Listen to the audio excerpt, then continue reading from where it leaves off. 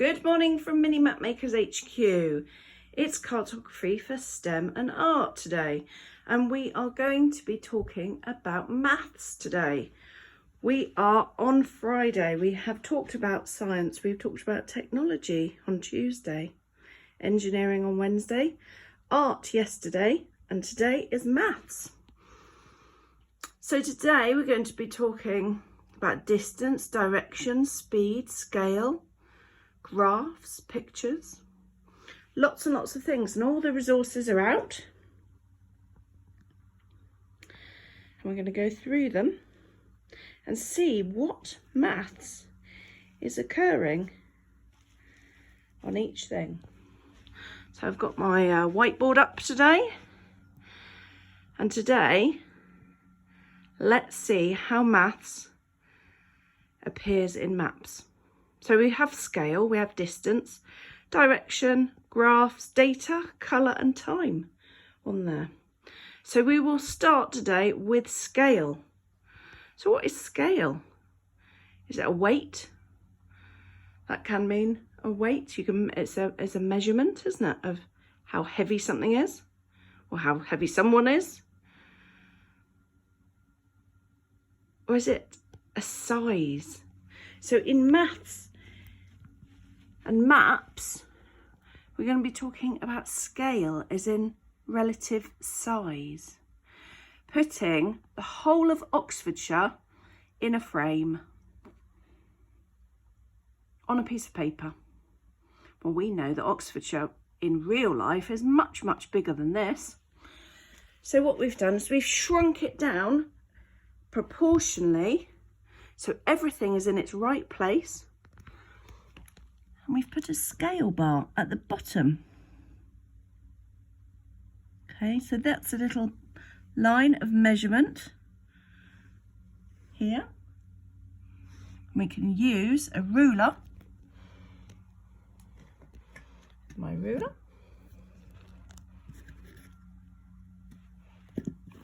this is an Oxford ruler, and it has inches at the top, and at the other side it has centimetres. So we can measure how many centimetres is 1 mile, and it's about 1 centimetre. Okay, so 1 centimetre to 1 mile.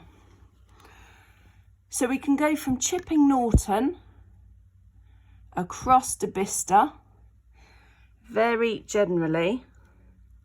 So if we start at Chipping Norton, which is here, this bit here, here's Chipping Norton, and then go across to Bicester, which is just there. It's about 15 miles. Okay, there's Bicester. It's about 15 miles away. So we can say that distance from Bicester, Chipping Norton to Bicester, is about 15 miles.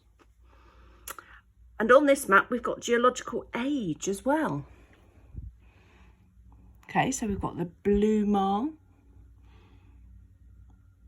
We've also got what's the Bicester? Bicester is in the forest marble. So all these colours have ages. Okay, so we've got age as well, and we've got colour on this map. We've also got a grid. The numbers around the outside tell you where in the world is Oxfordshire, or where in the world is Bicester.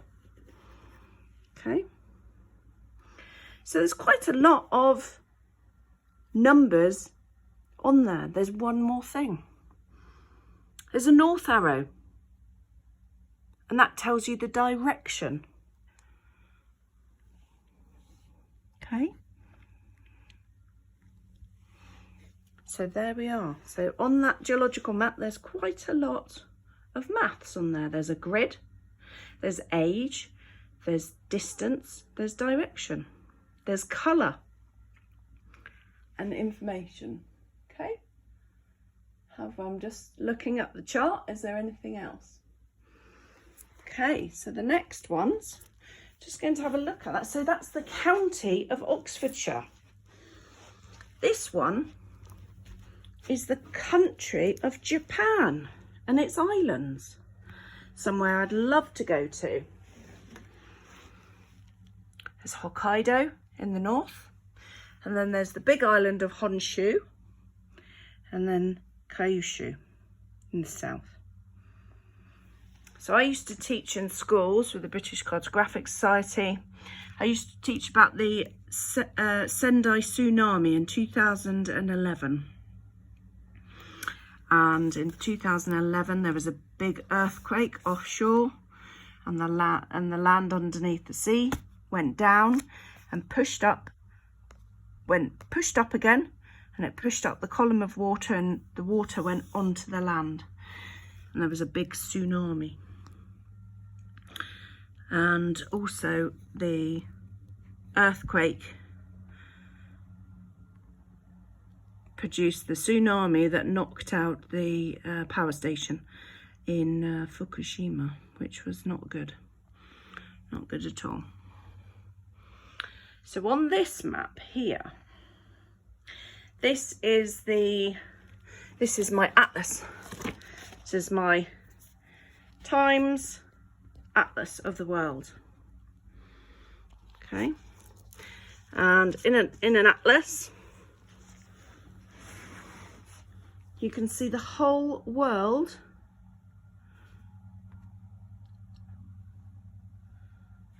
on a page. In a book, in my living room, we can see the whole world. That's amazing. Each page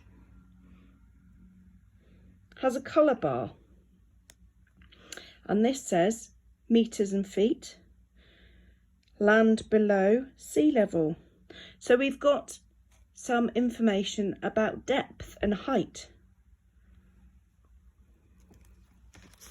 How high are the mountains in Sumatra? And my favourite volcano in the world, Krakatoa, that blew up in 1883.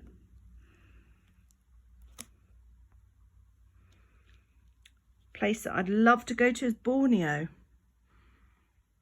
Sarawak. See all the amazing places in Malaysia and the islands, Sulawesi. We know that animals live here. We know that, if we're geographers, we know that deforestation's happening at a rate, and that rate is a mathematical calculation. Here's our scale bar. It's slightly different now. We haven't got a scale bar like we did on the last one, but we've also got this number here, ratio. 1 to 6 million. Okay, so these here, so 1 centimetre here is about 40 miles.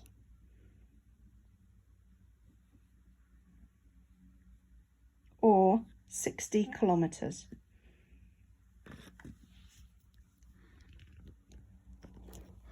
So we can have a look, we can measure it again.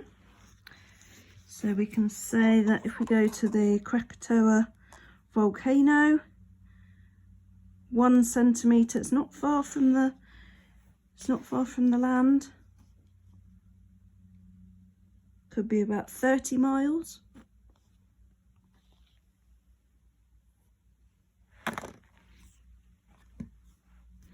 So on this one we've got height data, and we've got a different scale.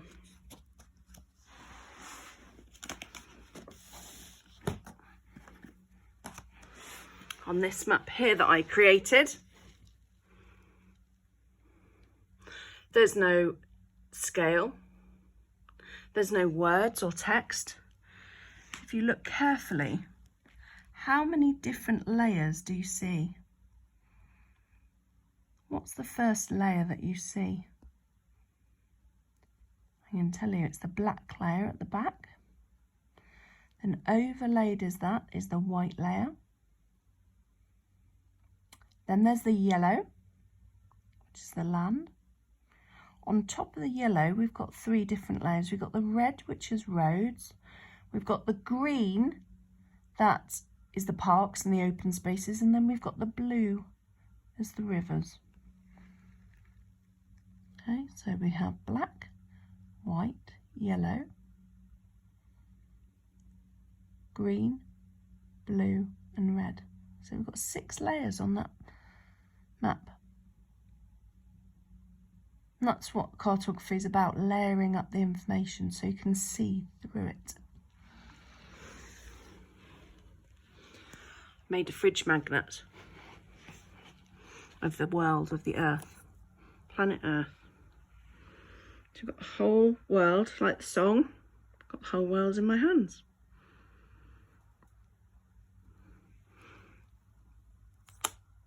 You can put it as a magnet. See, there's another magnet there.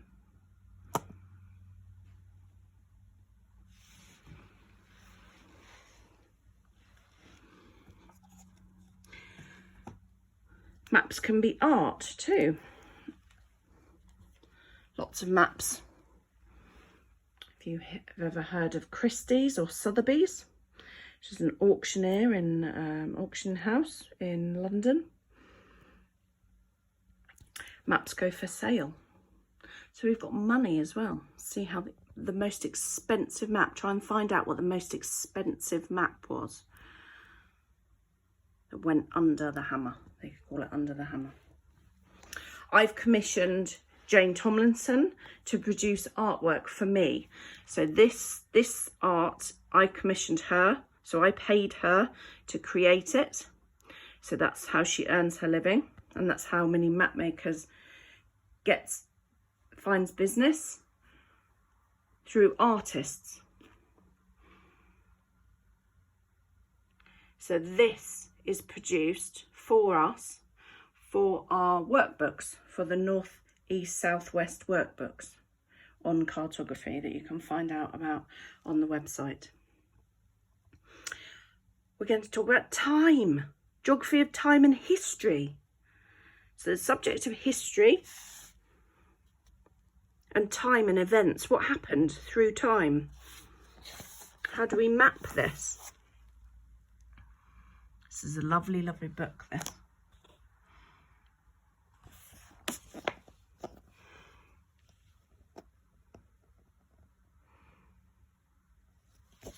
Lots of information about history. See, in tables, maths is full of tables and numbers. And that's all data. And data can also be mapped. Okay. So tables and tables of information from explorers. They've written down lots of information about where they've been and what they've seen.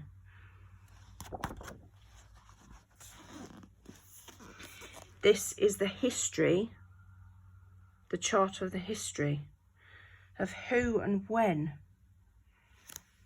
came to rule. So we've got the East and the Greek Empire there. We've got the Turks. Here we go. We've got the Saxons, so English history. We've got the Saxons and the Normans throughout time and how long they ruled for. So this would be ages along the bottom, and this is places, this is geography. Okay, so we've got America. America, the United States of America, is relatively new in history and time. 14, 15, 1600s. It was found 1600s. The English found it. There were people there before, obviously.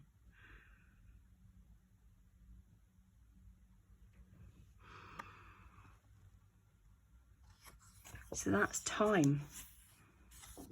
People mapping.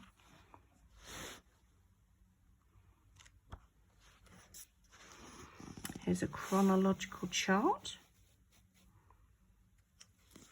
This is mapping Christianity throughout the ages.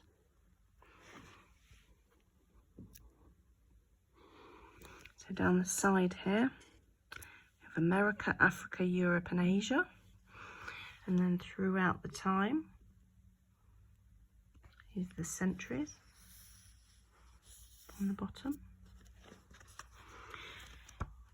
There's time, see? It's a bit of graph paper. That's quite cool, isn't it? 1850 graph paper. There's a lot of charts in the news at the moment.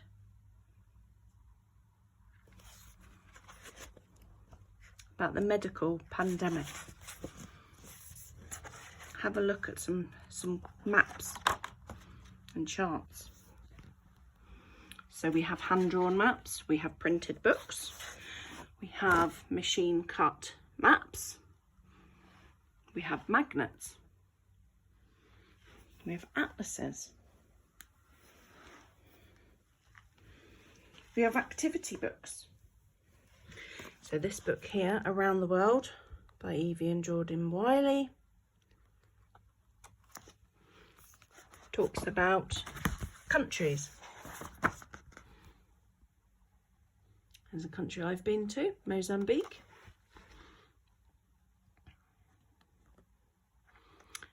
So, do you know the capital city? What's the population?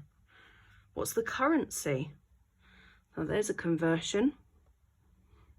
£1 equals how many metakash, which is their currency. It changed when I was there. It changed halfway through when I was there. I was a Mozambican millionaire, but actually I'd only had about £20 in my pocket, but I had millions of metakash. They changed it. They took away lots of zeros. So here you can use maths, you can use colour. You've got the flags. There's lots of information in there. Atlases are full of data. This is all about controlling water. What's the highest dam in the world? How high is it? 335 metres tall. 335 metres tall. It's in Tajikistan. The largest volume, and that's in Tabela in Pakistan. 148,500 metres, cubic metres of water. And down at the bottom, so we've got table of data there. Well, I know where Tajikistan is. Do you know where it is? Do you know where Pakistan is?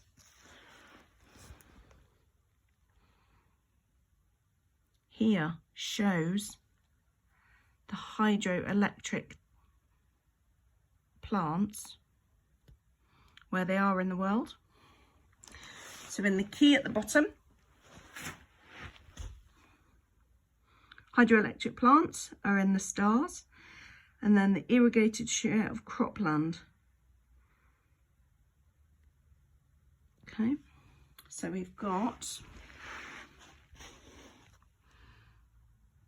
South America. It's quite a lot in South America. And then a lot in the Middle East. The dams. I visited a hydroelectric dam once in Skye, in the Isle of Skye. Amazing. So lots of tables of data with lots of numbers can then be placed onto maps to visualise it geographically. Very important that. Not everybody can see information in tables. So having them on a map is really important. You can also put a chart. Like, here's another type of chart. This is a line graph. All sorts of information. There's also information in the text. A lot of information I get passed to put on my maps comes in text format. So I have to read a lot of information and then put it on the maps. A bit like here, when we went to Finland. We went all the way to the top of Finland. It was beautiful. Absolutely beautiful. We saw reindeer. Saw the working dogs. It was amazing. So this is a puzzle. How many pieces? How does it fit together? There's a maths puzzle there. Here's my trusty compass. Hello. Trusty compass telling me the direction. So if I'm facing, say I face out the window, which direction am I facing? I'm nearly facing north. So north is just over there.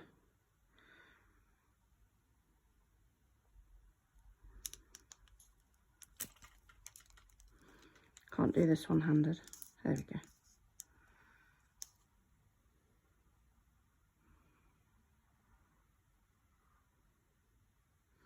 So I'm actually facing northwest. So this helps you. Okay. There's a booklet I give out to children. Map making and map reading made easy.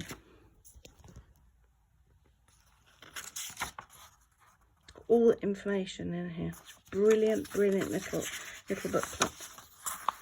It's a great little booklet. I'm not going to reproduce one. I give them out. I think there's enough information in these booklets about how to read maps, top tips, how to find a slope. That's really fun to do. Go through that in a minute. And how to find where you are on the map. Okay, so it's a really good bit of map reading. Again, look, we've got some animals. We're going to talk about scale in a minute. So the relative position of the countries, yes, correct. The scale of the animals, I don't think they're that big in real life. But it would be amazing to see a great white shark that big. Maybe there was one once. I don't think it was that big. I know they were big. Penguins. So this is the relative position of where the animals live. The polar bears you'll find in the North Pole. The penguins you will find in the South Pole. You will see them in those relative positions. It's a booklet that was given to me about climate in Australia. Now this is a perfect example of a lot of text and not many drawings, not many maps. Okay, so this was produced, I think, by the government. There's a map there, the situation where Australia is. There is some information on there, but there's a lot of tables of data. So look here, we've got the temperature of Melbourne, Australia. So that's on the east coast, or south east. What's the highest temperature you can see there? Centigrade would be about 25. So nearly 26 degrees in February. Well, we know that in this country, in the UK, it's cold in February. It's quite the opposite in Australia. Here is a map, and it's showing different areas of climate. It shows the scale.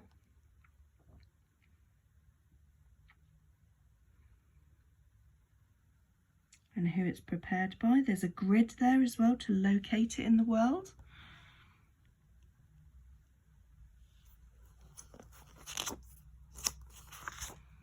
and some more information here. So you'd have to take that information and then be able to add it to a chart and then position it on a map. Here we've got this is one of my symbol spot booklets that is being updated. So in the centre here we've got the town of Bedford. We have the north arrow, we have the legend and the key, and we also have a scale bar. Very important for children walking around the town. How far is it? Are we there yet? It's quite a smallish town. There's lots to see and do.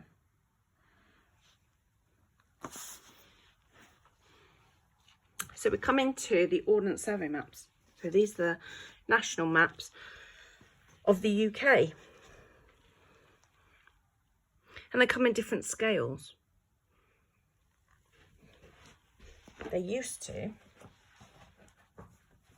look like this. Okay. They used to look like this. And they used to come on cloth.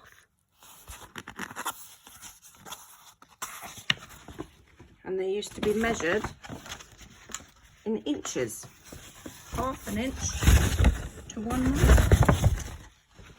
This is North Shropshire. This is Bartholomew's map. So on the outside you can see the scale, and there's also a grid. It says 1A, B, C, D down 1, 2, the numbers across the top and the letters up the side.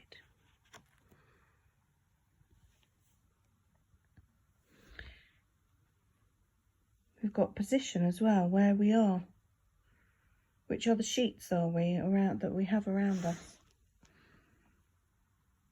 Got bridle paths. Here's the scale. Half an inch to the mile.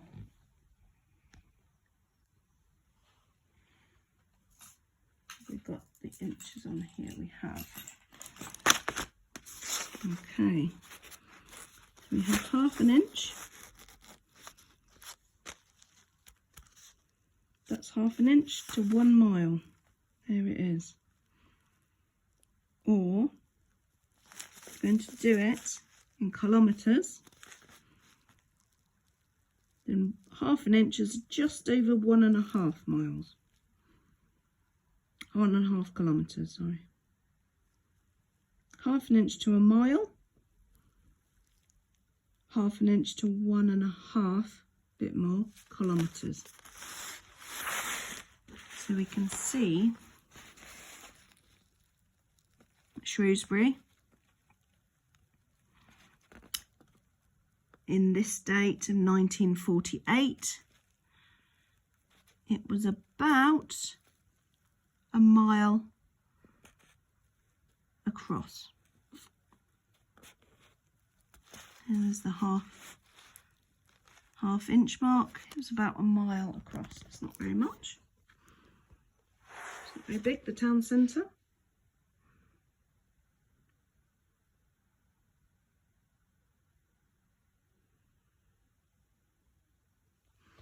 So we've got lots of information on here. We've also got height information. Look at the colour of the map. The browns, the greens. And down here, here it is. Height of land in feet. Some more information over there. So, that's what the old Bartholomew maps look like.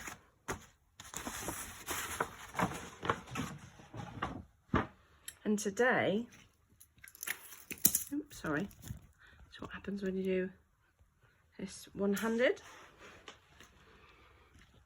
The Ordnance Survey maps come in at, these are 1 to 25,000 and 1 to 50,000. 50,000. So 2 centimetres equals 1 kilometre on here. 2 centimetres, which is the little grid. And then 4 centimetres on the orange maps equals 1 kilometre. And you can see the difference. This is the orange map. This is the 25,000 scale. And if we just put them together,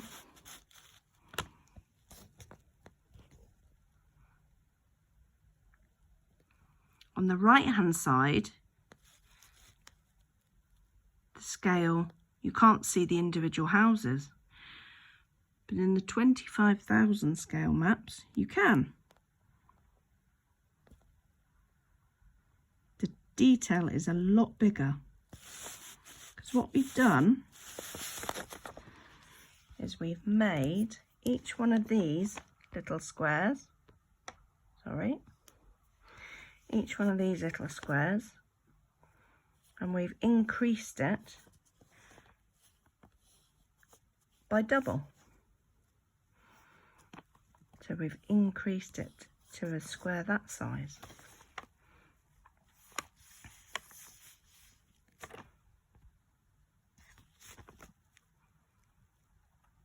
There's lots more detail on the 1 to 25,000 scale maps.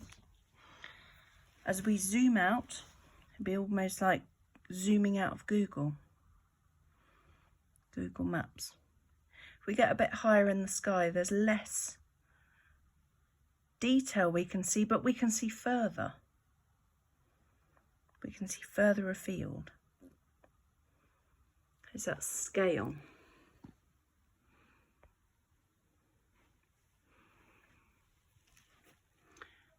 So this is a line, it's a train line from Bedford to Bletchley. I can get the map to work down here. So in Bedford,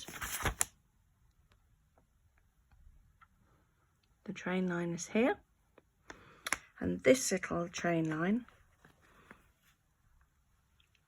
goes down here, past the Stuartby Brickworks, the old brickworks in the Forest Centre, past the test track, and on to Milton Keynes.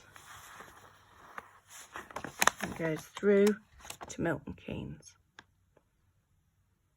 Just off the map here. I have got a map of it, a dedicated map. It's just another way of showing that journey. And in the old days, these maps were called strip maps. And people would use them as little rolls of paper. And they would carry them as little rolls, little scrolls. What maths information have we got on the RNLI map?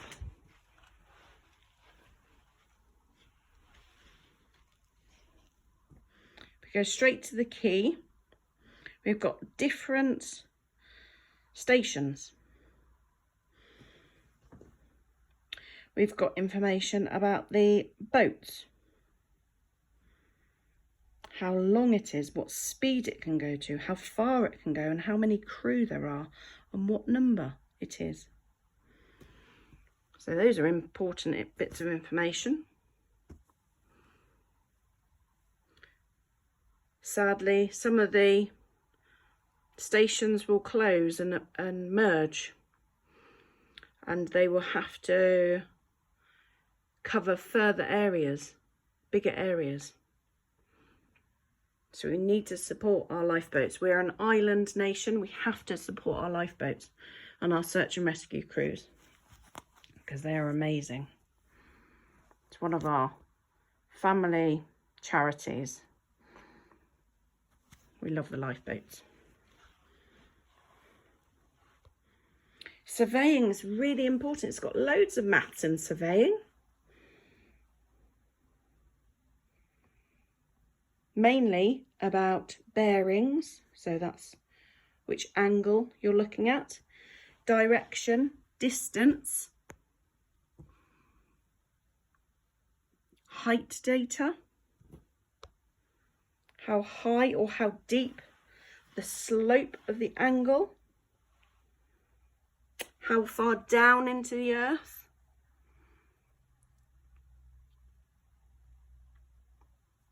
how soft or how hard the ground is, the rock layers are. Check out these Getting Kids into Survey posters. There's lots and lots of maps and lots of maths in there. There's Captain Alice.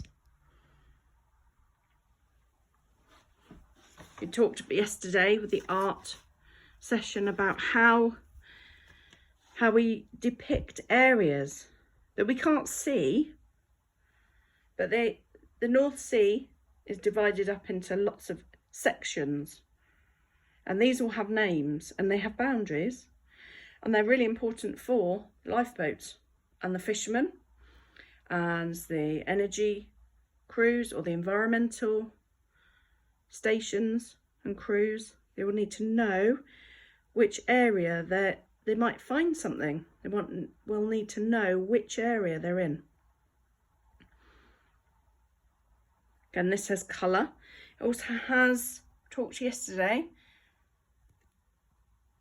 about depicting pictorial mapping. How do you depict the Beaufort scale? The scale, it's a different scale. It's not measuring distance, it's measuring wind speed. And we don't want to have any number 12s. We'd like some number 1s, please.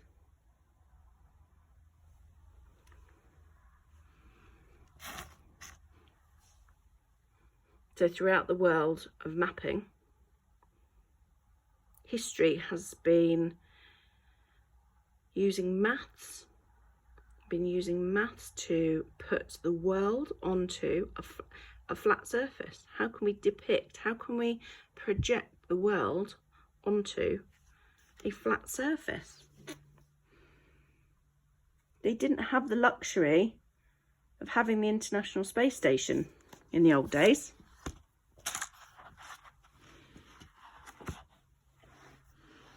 They used lots and lots of measurements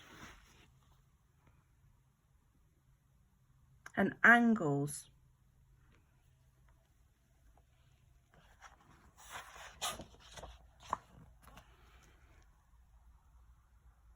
It might look a bit funny today, out of proportion, but they did a good job. They did a very, very good job. If you've never seen something, how they mapped the coastlines intricately, lots of measurements. They also mapped the ocean floor.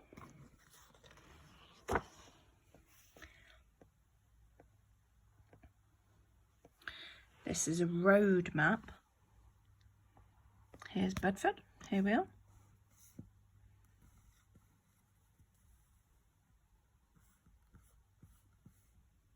This is how many miles we are from London. Okay. Cambridge. Different places, measuring lines, measuring distance and direction. Measuring from the top of the world, and this is in 1715. We certainly didn't have any satellite data then. So how they did it, they used lots of mathematical calculations.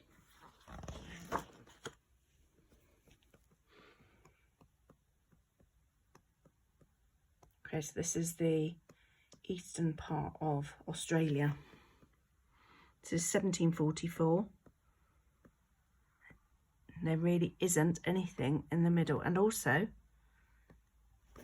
they don't know they haven't seen this bit.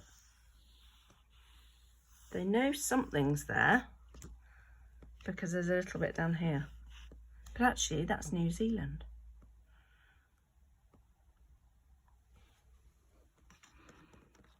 So sometimes the maps are incomplete because the survey hadn't finished.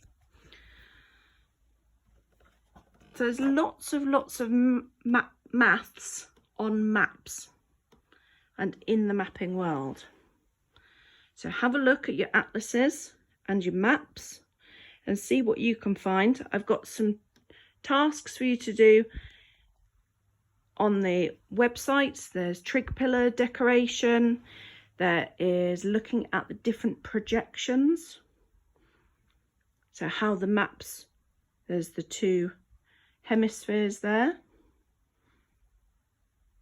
How the maps are depicted in different 2D and 3D shapes. So have a look, check it out, www.minimapmakers.co.uk.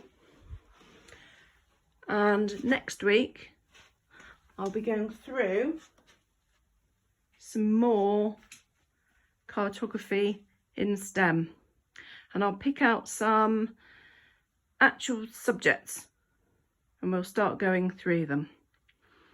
Got a bit of time till September, so hopefully we can cover a lot of this stuff.